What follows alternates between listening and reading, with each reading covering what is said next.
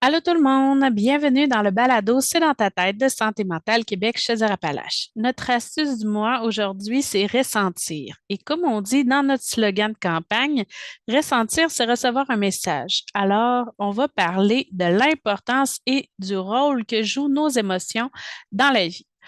On va aussi comprendre avec notre invité si c'est toujours bon de les écouter et de suivre ce qu'elle nous dit.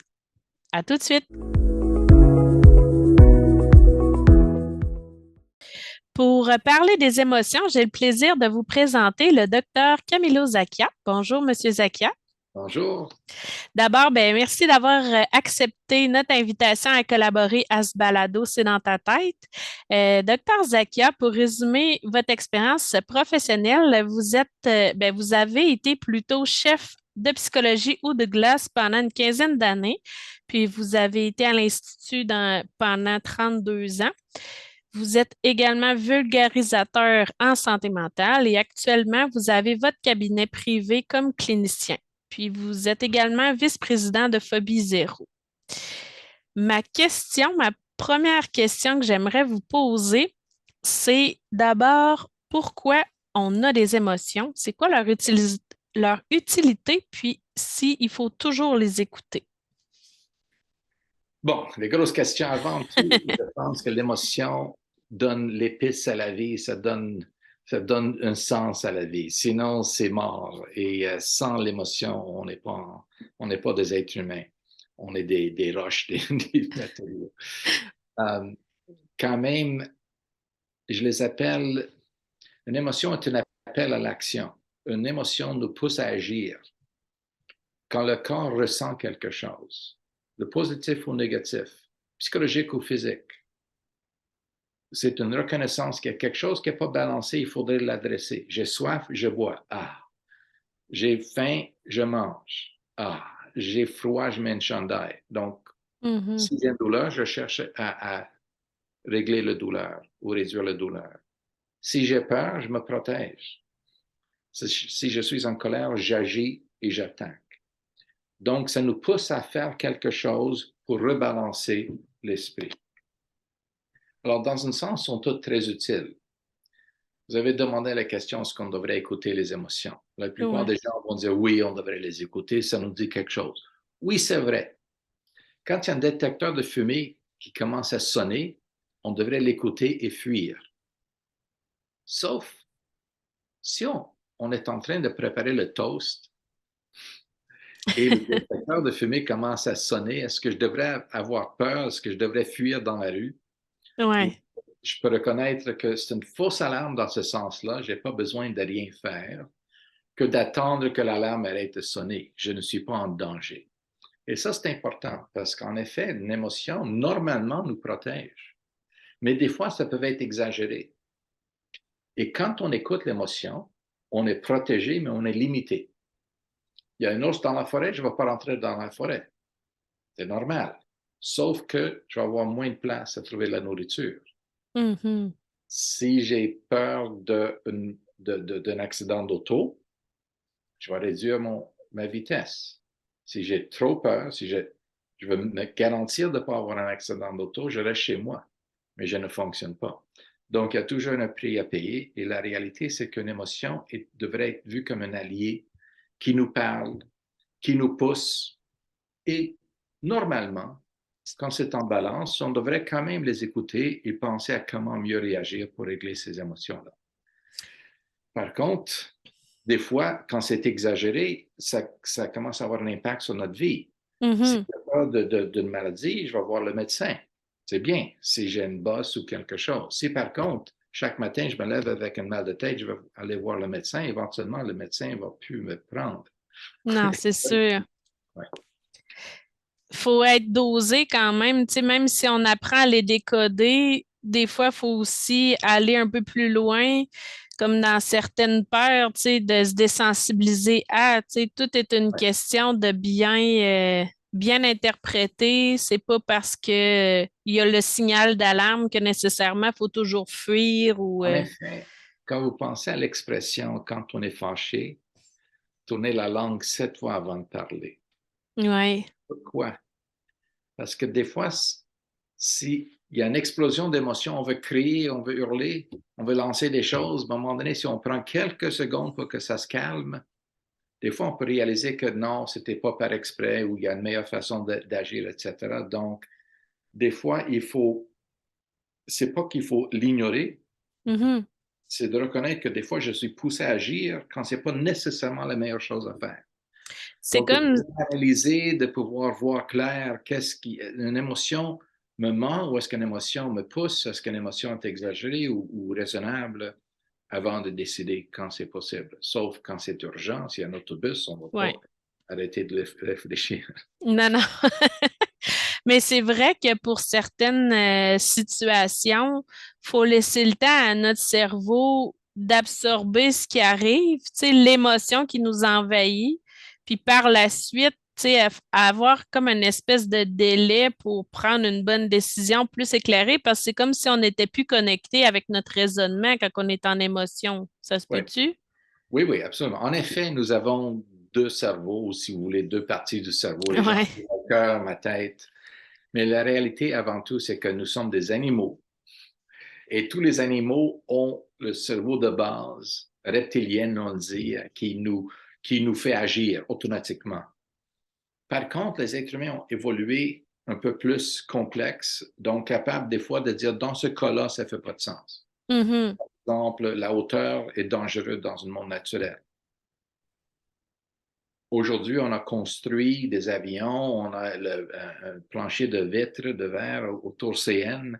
On n'est pas en danger. Il y a un pont de verre autour au Grand Canyon. Mais le corps nous parle quand même et le cerveau rationnel dit on n'est pas en danger. Souvent, on a cette bataille. Mais si on peut Ouais. reculer un petit peu, avant tout, il faut comprendre que les émotions, tout notre caractère, tous nos instincts que tous les animaux ont, pour une raison ou une autre, augmenter la chance de survivre. Donc, sont fonctionnels dans ce sens-là. Il faut comprendre qu'on a évolué dans un monde naturel avant qu'on avait la culture, les règles et les génies qui construisaient des choses. On était quand même dans un contexte naturel et toutes les émotions que nous avons sont là parce que généralement, ça nous protège. Mhm. Sont là pour nous protéger, pas pour nous faire souffrir. OK? Alors, si on prend une émotion de base, l'anxiété, il faut manger et ne pas être mangé, n'est-ce pas? Donc, pour cette raison, j'ai peur de nouveaux endroits parce que je ne sais pas s'il y a des prédateurs, si je vais trouver la nourriture. Donc, le changement fait peur. J'ai peur des hauteurs parce qu'ils ne sont pas sécuritaires, des branches, des précipices. Surtout, j'ai peur souvent d'être coincé. Hein? Tous les Mhm. animaux, on regarde n'importe quelle émission sur la nature et on voit toujours un animal qui mange un autre animal. Donc, Mhm. d'être coincé est une peur tellement de base que même une mouche dans le coin de la fenêtre, quand on approche la mouche, elle va fuir. C'est un Mhm. instinct de survie. Ça fait du sens. On est dans une caverne et un ours décide de rentrer, on est fait. Ouais.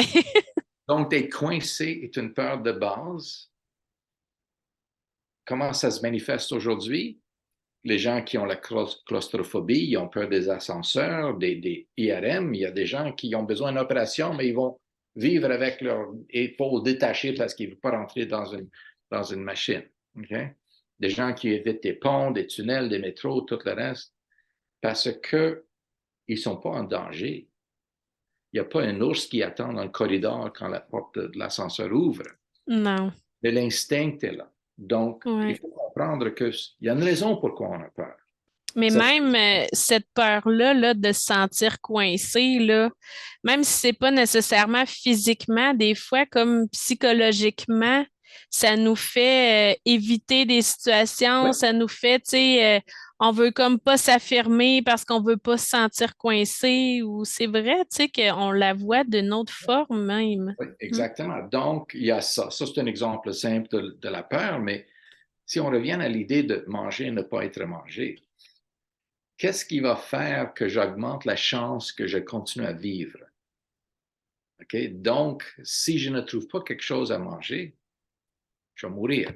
Si Mhm. nous deux, on va se mettre ensemble, On va les deux faire la chasse. Si tu trouves quelque chose, tu me nourris et je vais te nourrir. On va doubler notre chance de survie.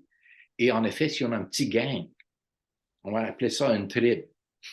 On va pouvoir se protéger et surtout se protéger contre un autre groupe qui va vouloir voler notre nourriture. Donc, tout ce qu'on voit aujourd'hui, le tribalisme, le nationalisme, ce qu'on voit au soccer, mais ce qu'on voit aussi aux équipes de hockey et ce qu'on voit dans les guerres, les langues, les religions, c'est toute la même tendance que, dans un sens, aujourd'hui, le contexte aujourd'hui n'est plus utile, mais dans le temps, Mhm. c'est nécessaire de faire partie d'un groupe. Donc, mentalité de groupe, finalement, me protège. Mhm. Et pour cette raison, on a peur d'être accepté. Donc, l'anxiété sociale a ce base-là. Okay? OK, ouais. C'est surtout important qu'on prenne soin de l'autre personne parce que sinon, ils vont moins survivre, on va moins survivre. La chance que tout le monde survit est augmentée si on prend soin des autres. Donc, la culpabilité s'explique aussi là-dedans. Et si quelqu'un est attiré par un autre, on va avoir une chance d'avoir un bébé, continuer comme espèce. Et si on aime les bébés, ils ont plus de chances de survivre. Donc, on est tous là parce que quelqu'un nous a aimés, a Mhm. pris soin de nous. Donc, cette émotion d'amour, de soin des autres, de l'empathie, on est le produit de ça et on est donc né avec ça qui va assurer que l'espèce continue. Donc, la culpabilité ne fait pas de sens. Et pourquoi la dépression? Si je perds un bébé, je vais être déprimé. Mhm. Si je m'en fous, je vais moins les protéger. Okay? Donc, une émotion à la base, même si c'est inconfortable, est là pour une raison, c'est notre allié. Okay? Je vais vous donner un exemple personnel qui illustre le rôle de l'anxiété. Okay? Je fais beaucoup de vélo et de temps en temps, je me réveille durant la nuit avec des images très dérangeantes d'accidents de vélo ou même des fois réveillé, même des fois en faisant vélo, j'imagine un animal qui sort, le guidon qui brise, un auto qui sort, qui me coupe. Je Mhm. vois les vélos blanches à côté de la route et je sais que quelqu'un est décédé là. Ce sont des images très perturbantes. Qu'est-ce que moi, le psychologue, fait avec ça? Avant tout, je dis merci à mon anxiété. Parce que l'anxiété me dit, fais attention. Et me le dit avec des images Mhm. dérangeantes pour que j'écoute plus. Et le résultat de ça, c'est que je suis plus prudent et je réduis ma risque, le Mhm. risque d'un accident. C'est pas zéro, mais c'est réduit. J'aimerais avoir un esprit clair et jamais y penser à ça. Ah, j'y pense jamais. Mais qu'est-ce qui va m'arriver? J'ai plus de chances d'avoir l'accident Ouais. qui va me punir. Donc, je préfère d'avoir la pensée d'un accident que l'accident même. Ben, ça nous maintient en état d'alerte quand Oui, même, tu sais, en oui. état d'éveil, de vigilance, mais J'imagine que j'ai pas de l'anxiété. ouais. Est-ce que j'aurais pas plus de chances d'avoir l'accident? Mhm. Donc, veux pas, je peux pas me débarrasser de ça.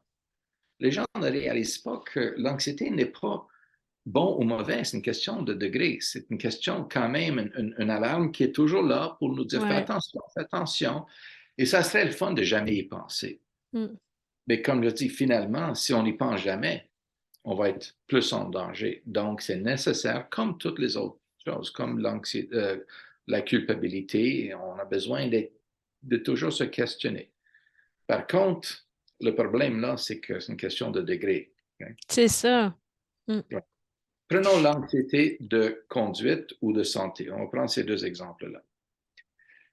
Quelqu'un qui n'a pas d'anxiété sur en conduisant, conduit vite. Pourquoi maintenir les freins, les pneus? Good enough. Okay? Qui ne va pas ralentir quand il neige. Il y a toujours des gens qui roulent à 120 km/h sur l'autoroute en hiver quand il neige. Tout le temps, il y a toujours des autos dans les fossés. ils n'ont pas assez d'anxiété, je crois. Quelqu'un qui n'a pas d'anxiété, pourquoi aller au gym, pourquoi aller voir le médecin, prendre soin ils vont fumer, ils vont faire toutes sortes de choses. Donc, pas assez d'anxiété est dangereux.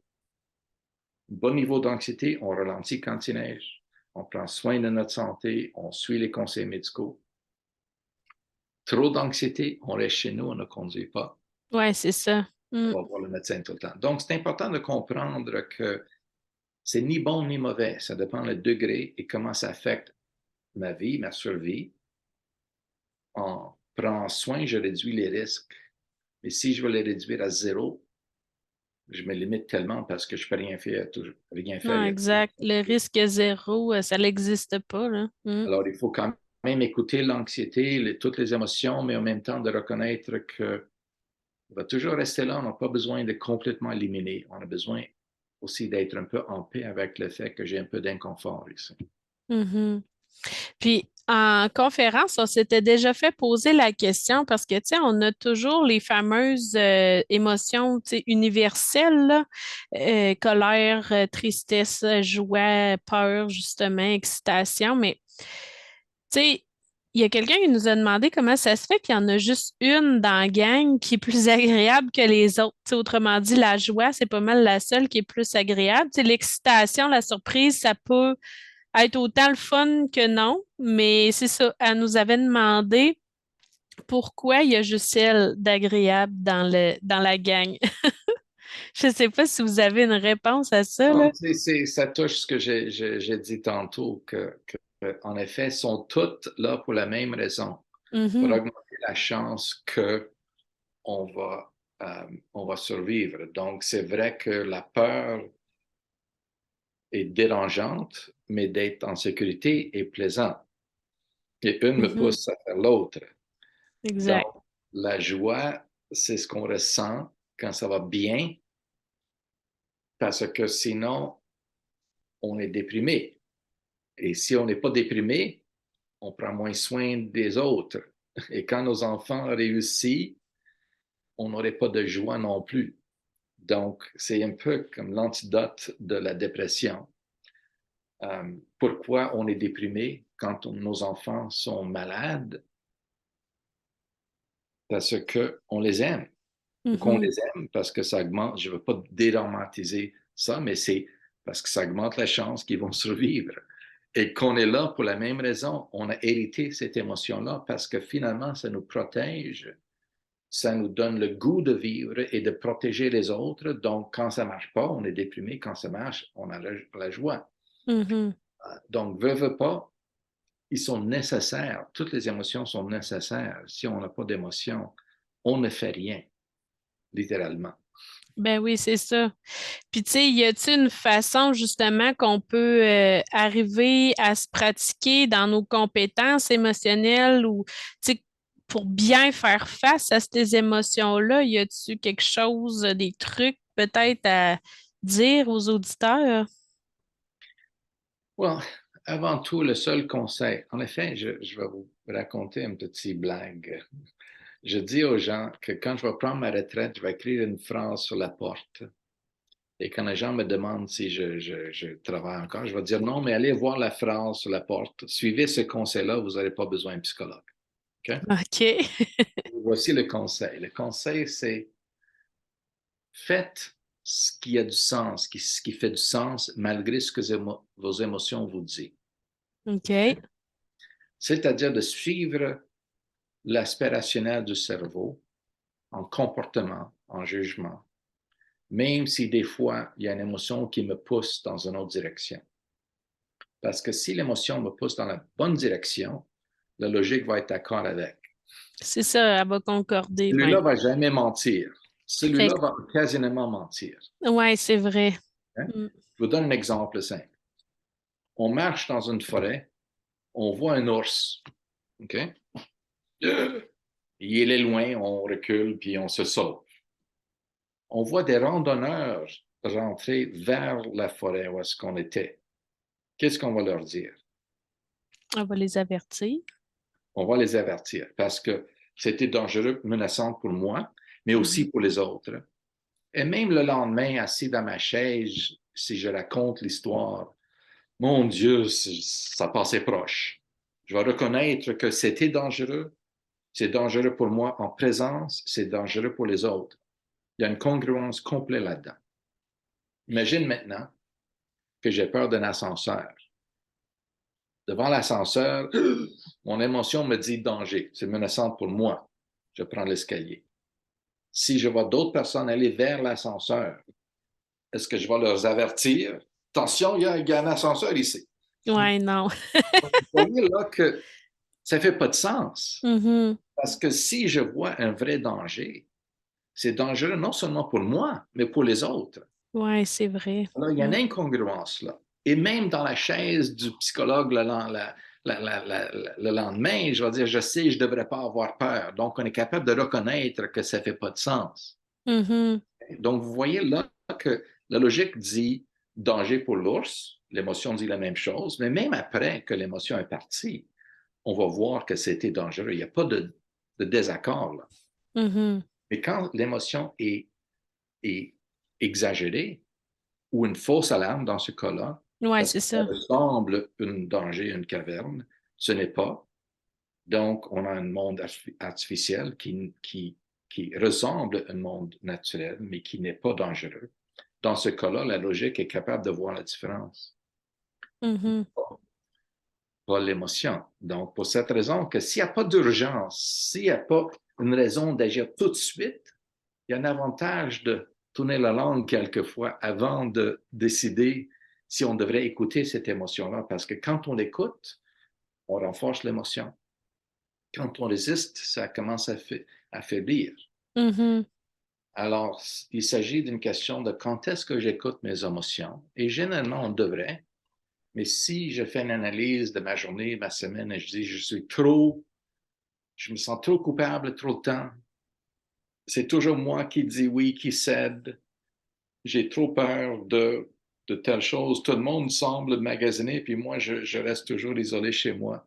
Alors, il y a quand même la reconnaissance que des fois, peut-être l'émotion est exagérée, et dans ce cas-là, il faudrait commencer à agir d'une façon non naturelle et de ne pas toujours écouter l'alarme. Des fois, simplement de tolérer que ça passe. Mhm. Dans ce sens-là, je vais vous donner un exemple très simple. Okay? Imaginez que vous avez une phobie des chiens. Okay? On marche, on voit un chien, l'anxiété monte. Okay?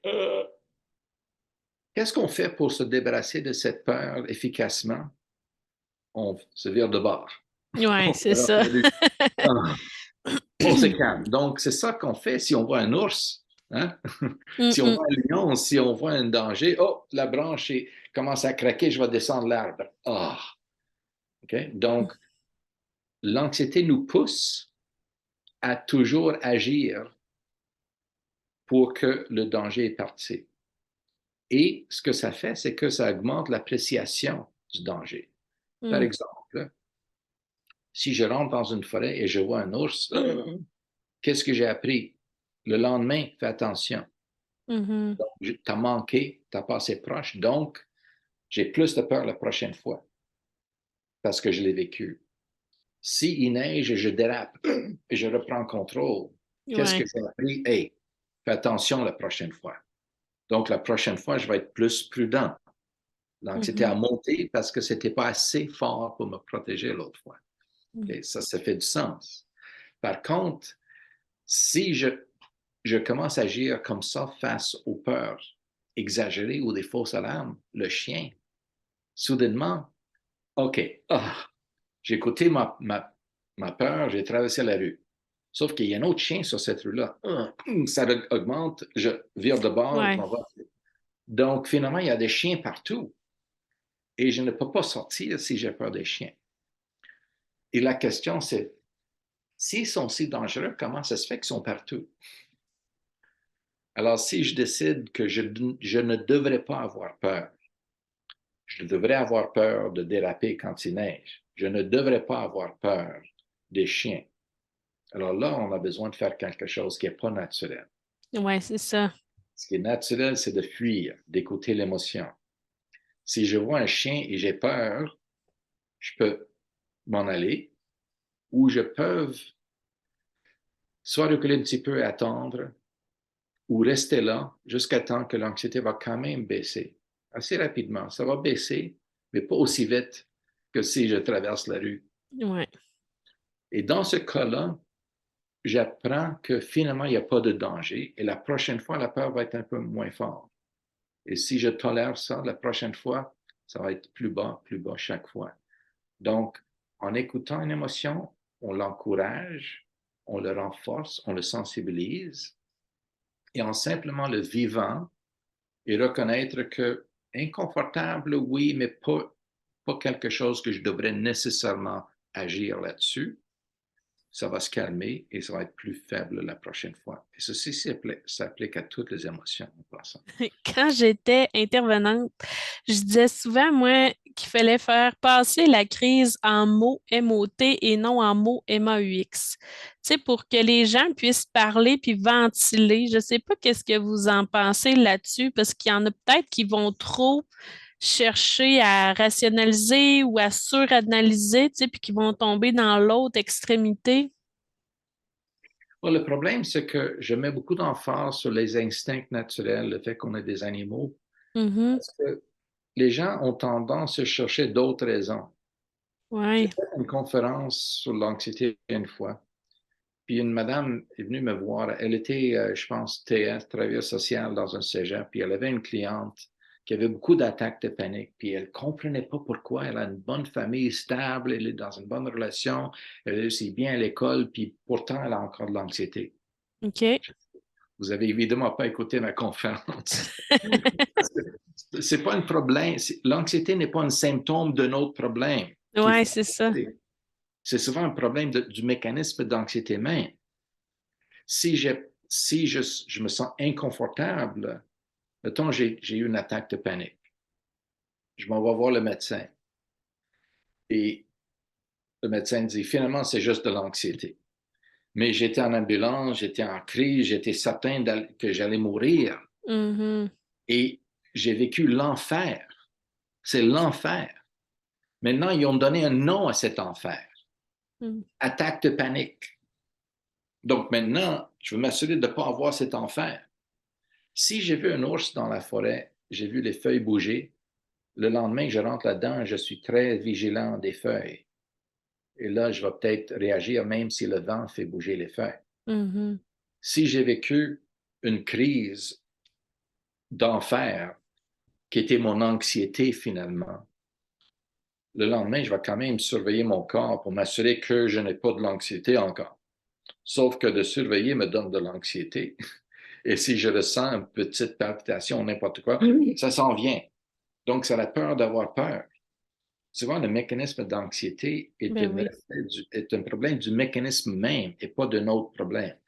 C'est pas pour dire qu'il n'y a pas d'autres soucis dans la vie, d'autres choses qu'il faudrait adresser, mais quand même, il faut respecter les émotions et pas ajouter un jugement là-dessus. En effet, quand je traite des gens qui ont vécu un traumatisme, une perte, n'importe quoi, j'aimerais avoir l'outil qu'ils n'ont pas et moi non plus. L'outil de pouvoir rentrer dans la tête de quelqu'un et enlever la souffrance, Mhm. le souvenir de qu'est-ce qui s'est passé. J'aimerais avoir cet outil pour moi-même et pour les autres. Je ne l'ai pas, ça n'existe pas. Et des fois, donc, les émotions, comme la tristesse, le, le, le, le grief, deuil, OK? Ouais. Wow, ça cause tellement de peine. Oui. Comme je dis, c'est la conséquence d'avoir aimé. Et si on n'aime pas, on ne vit pas. Donc, on a besoin de vivre, on a besoin d'aimer. Mais la conséquence, c'est d'être affecté par la perte. Donc, ce que je dis aux gens, malheureusement, c'est qu'on ne peut rien faire, mais au moins respecte tes émotions. Souvent, les gens luttent contre les émotions et ajoutent un jugement là-dessus. C'est ça. Des fois, il faut y aller simplement, dans le fond, puis pas Oui, trop suranalyser, là.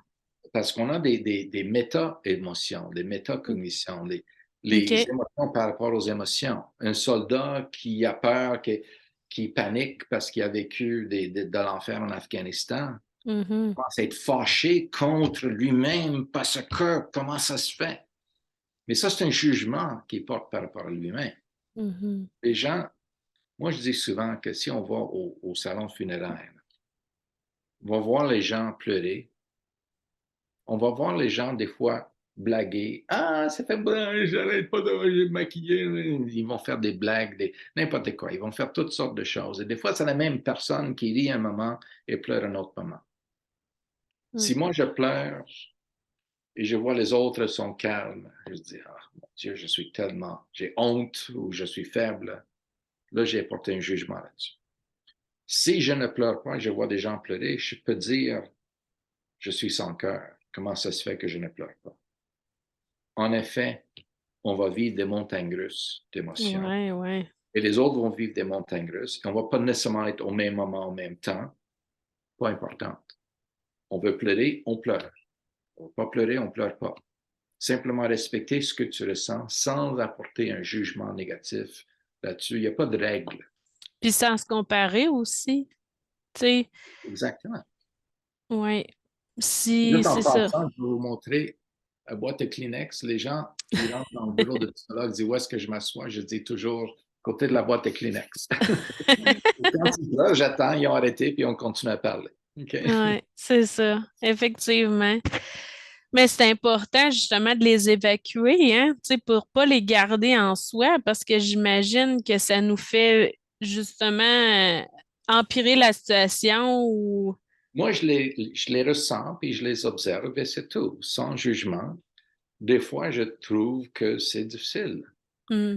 Et si c'est pas plaisant, qu'est-ce que je peux faire avec? Je peux me fâcher, mais là, j'ai ajouté une colère à ce que je vis. Ouais.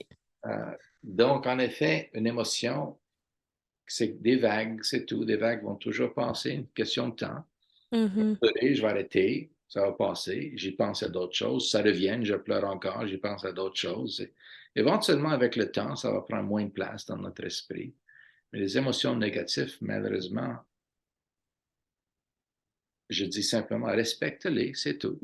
Je Ouais, dis, c'est ça. ça semble ridicule, mais imagine le suivant, que j'ai vécu un traumatisme. J'ai traité une madame qui était en Haïti durant le tremblement de terre. Hmm. Je dis, écoute, si tu es chez toi, puis ça tourne, va-t'en au travail. Si après 5 minutes, tu es tanné d'aller là, va-t'en chez toi. Tu as le droit de tout faire. Okay? On peut même dire à un ami, écoute, peux-tu venir chez moi, ça ne tente pas d'être seul. Hmm. 20 minutes après, la personne cogne sur la porte, puis on dit, j'ai changé d'esprit, je préfère d'être seul, mais merci quand même de d'avoir. Ça semble ridicule, mais en effet, l'esprit va là. Hein. Des fois, Hmm. c'est. Donc, c'est de l'observer, de le vivre, un peu comme quand les gens font la méditation. Ouais. Ils vont simplement observer leurs émotions sans porter jugement là-dessus. Une émotion Ouais. nous parle, on peut l'écouter. Des fois, ça fait du sens et ça nous guide. Des fois, ça ne fait pas de sens. Il faut juste le laisser passer. Puis, tu sais, j'ai quasiment le goût de dire que d'une façon ou d'une autre, ça va nous guider parce que quand elle fait pas de sens, ça va nous guider vers ce qui va avoir du sens, justement. Fait que, c'est d'une façon comme d'une autre, mais c'est pas toujours évident pour quelqu'un de pas porter de jugement, tu sais. On est tellement habitué à tout critiquer que d'être Ouais, là, toujours, tout le monde veut un plan d'action. exact, c'est ça. Tu sais, une recette miracle pour aller mieux ou... Voici un petit défi que je donne à certains. Je vais vous donner ça. Si je parle comme ça pour les 10 prochaines minutes, il y a une très bonne chance que vous allez vous endormir. Si par contre je dis, écoute, je vous donne 10 minutes de vous endormir je vous donne 1 million si vous êtes endormi dans 10 minutes. Go! 10 minutes, go! Il reste 9 minutes 55 secondes. C'est important que je donne cet exemple-là parce que le sommeil n'est pas quelque chose qui est compatible avec plus de désir, Non, c'est ça. avec l'énergie, avec l'anxiété. Si j'ai peur de ne pas dormir, je vais moins dormir. Donc, le sommeil n'est pas quelque chose qu'on peut forcer, Mm. quelque chose qui vient tout seul. Et la gestion de l'anxiété est pareille. Oui, Souvent, c'est les gens vrai. veulent, si, mettons, dans mon sous-sol, j'attends à 3 heures du matin quelqu'un rentrer par la fenêtre. C'est normal que je vais freaker. Mhm. Est-ce que je vais dire, comment ça se fait que mon cœur me débatte? Non. Non, je vais avoir une réaction intense, Oui, immédiate de et normale. protection. Mm. Ben oui. Et si je découvre que c'est mon petit frère qui a oublié ses clés, ah, excuse-moi, je pensais que tout le monde était endormi, j'ai rentré par le sous-sol. Ah, on enlève le danger, le corps se calme. En faisant quoi? On ne fait Mm. rien. Ça se Mm. calme tout seul. C'est-à-dire, c'est une réaction normale quand on croit qu'on est en danger et s'enlève quand le danger est parti. Donc, en effet, c'est une question de reconnaître est-ce que ça fait du sens? S'il y a un cambrioleur, on continue à écouter, continue Ouais. à être prudent. Mais des fois, c'est, comme je dis, il y a des fausses alarmes, mais il faut quand même comprendre que dans ce cas-là, c'est une émotion qui ne me guide plus. Mhm. On va parler de culpabilité, OK? Comme Ouais. exemple. Il y a une douzaine de beignes au bureau. Tout le monde a pas mal mangé des beignes. Il reste une beigne. Est-ce qu'Emmanuel va la manger?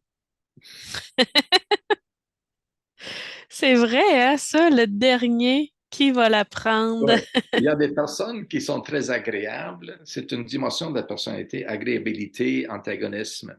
Mhm. Les gens qui sont toujours conscients des autres, qui veulent toujours plaire les autres, trouver des compromis versus en autant que j'ai mangé, je m'en fous des autres. Mm. Donc, souvent, les gens qui sont des intervenants, comme Emmanuel, va dire ah, je vais penser à ça, je ne vais pas prendre le dernier. Et la culpabilité va faire que non, j'ai pas vraiment faim. Mhm.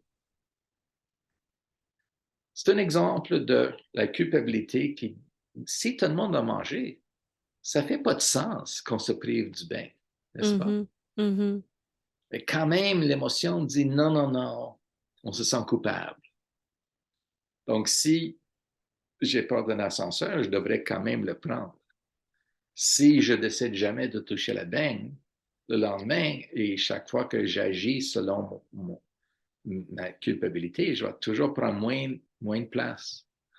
Si je dis, mais non, on est deux, on devrait prendre chacun 50%, ou si on est 12 au bureau, on devrait tous avoir une beigne, même si je me sens mal, guidé par mon sens logique, je vais manger la beigne, même si je me sens mal. La prochaine fois, tu vas te sentir moins mal. C'est Ouais. comme de rester dans l'ascenseur.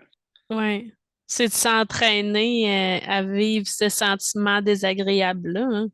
Exactement. Et les gens avec la culpabilité ne vont jamais l'adresser comme l'anxiété. Avec l'anxiété, ils vont reconnaître que je devrais faire face. Ah, OK. Je devrais des fois faire face à ma culpabilité pour que je m'en vais chercher une justice là-dedans. Il est Mhm. juste que je prends la moitié de X si c'est à deux personnes. OK? Mhm.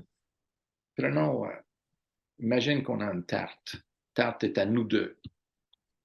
Mais vous croyez que c'est ma tarte. Vous avez faim, vous prenez un petit morceau de la tarte. Vous allez quand même vous sentir coupable, n'est-ce pas? Mhm. Les gens autour de nous vont dire, mon Dieu, elle est généreux. Mais nous-mêmes, on va dire, on est égoïste. Mhm. Si par contre, on est narcissique, et on croit que je crois que vous croyez que c'est votre tarte, OK? Même si c'est notre tarte, mais vous croyez que c'est votre tarte. Et là, je décide de prendre un petit morceau parce que je n'ai pas mangé toute la journée. Vous allez dire, mon Dieu, tout le monde est toujours en train de prendre mes choses. Je suis trop généreux, Mhm. comme Donald Trump.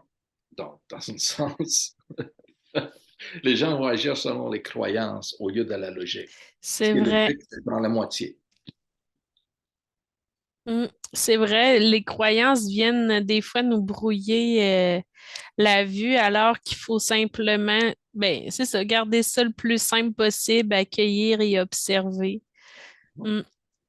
Il y a beaucoup de croyances ou de phénomènes par en dessous, hein, qu'on ne se rend pas compte des fois. C'est quand on creuse un peu plus l'iceberg qu'on se rend compte qu'il y a pas mal d'informations de cachées par en dessous. Ouais, on agit toujours automatique, très automatique, sans vraiment questionner nos croyances. Et les croyances nous guident. Mm, Quand on est guidé par une croyance, ça devient un comportement. Et les comportements créent l'émotion. On le fait chaque fois mm. de changer ce qu'on fait.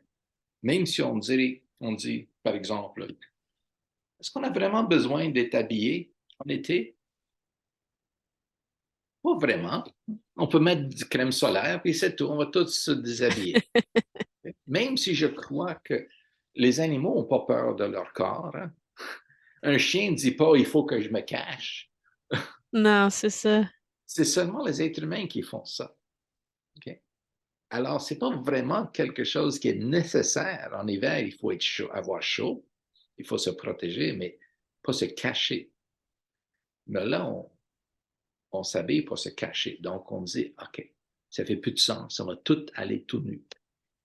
Je crois qu'on ne devrait pas avoir honte de notre corps.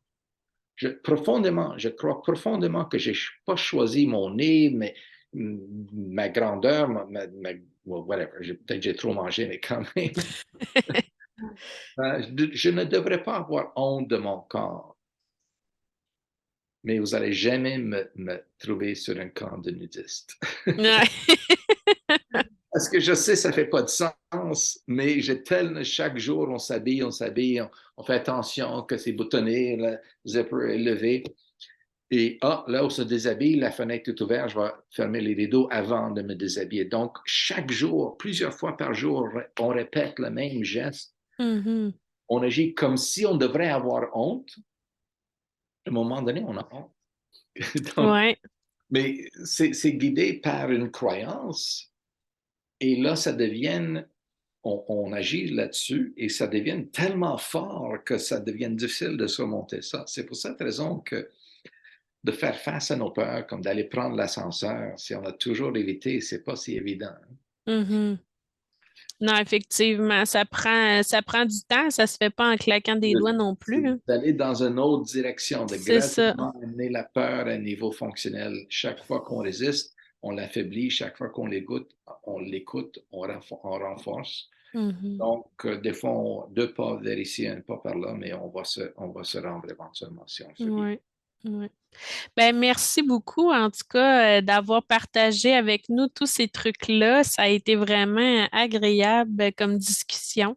Je ne sais pas si vous aviez d'autres choses à dire avant qu'on se quitte ou si vous pensez que ça fait le tour, hein. Donc, premièrement, merci à vous-même parce que ça prend des gens comme vous pour démystifier la santé mentale, normaliser ça et d'avoir une opportunité de partager ça avec l'audience. Merci beaucoup. Moi, j'aimerais faire ça, mais je ne suis pas discipliné. Donc, je compte sur les gens comme Emmanuel qui va faire le travail. Moi, je vais juste parler, répondre aux questions. Mais surtout, la chose que j'ai appris assez rapidement comme psychologue, c'est que je ne suis pas très différent que les autres et que tout le monde est pas mal pareil. Mm. On a tous nos insécurités, on a tous le syndrome d'imposteur, mais on ne voit pas ça dans les autres. Donc, on présume que tout le monde est à une hauteur plus que nous.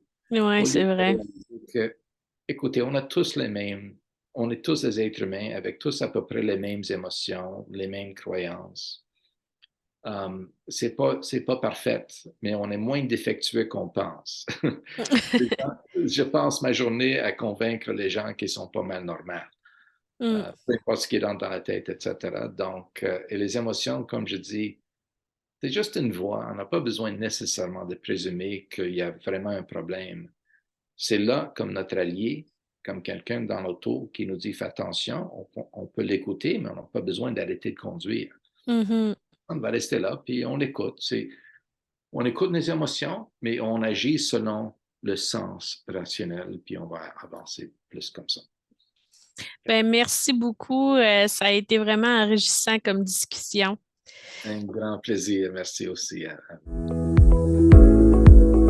Vous Vous écoutiez C'est dans ta tête, le balado de Santé mentale Québec Chaudière-Appalaches qui vise à créer, développer et renforcer la santé mentale. Merci de votre intérêt et surtout, merci d'avoir pris le temps de prendre soin de vous en nous écoutant. Si vous souhaitez découvrir d'autres outils et astuces, je vous invite à consulter notre site internet au santémentalca.com. Bye bye, à la prochaine!